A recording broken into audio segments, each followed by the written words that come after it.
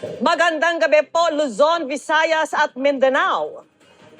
Alan Peter Cayetano resign. Yan ang naging panawagan ng Senate minority sa kanilang Senate President. Kasunod yan ng ikalawang araw ng hindi na naman pagsipot sa sesyon ng 11 senador ng mayorya. Kaya naman ayon sa minorya, malinaw ang nilang pagpapabaya sa tungkulin ang ginagawa ni Cayetano. Yan ang tinutukan live ni Sandra Aguinaldo. Sandra.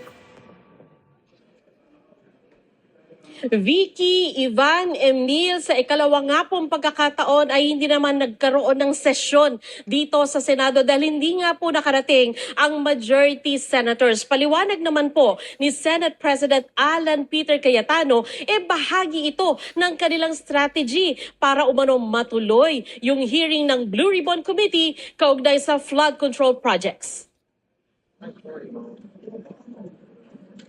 Kung no-show ang majority senator sa pamumuno ni Senate President Alan Peter Cayetano kahapon, ngayong araw rin. Pagpatak ng alas 3 ng hapon kanina, nasa plenaryo na ang minority senators at ilang bisita. Pero bakante ang mga upuan ng mayorya, maging ang Senate President. Naghintay ang minority senators pero nalaman nila mula sa Senate Secretary na hindi darating ang mayorya.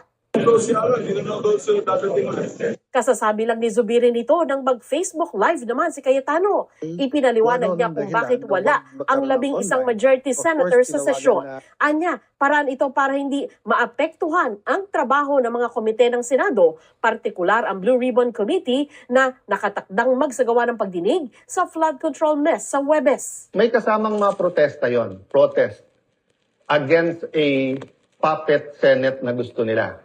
So ngayon po, ang majority, ginagamit din po ang rules sa tama, morally, legally, to ensure na hindi agawin ang mga committees para po matuloy ang hearing ng Blue Ribbon sa Thursday at ang iba't iba pang mga importanteng hearing sa bawat committee. May hamon din si Cayetano sa minorya. Kung may sapat na numero daw sila na 13, bababa na siya bilang Senate President. Ito kasi ang numerong kailangan para maging mayorya. Pumili tayo ng 13, I'm ready to go anytime, any day. Matapos ang live ni Cayetano, humarap sa media ang 11 minority senators. Hiningi nila ang pagbibitiw ni Cayetano. A direct violation of the rules of the Senate and a serious disrespect for the institution and the Filipino people. Senate President Alan Peter Cayetano should resign as he has shown that he cannot function as the leader of the Senate anymore. Sa pinagsamang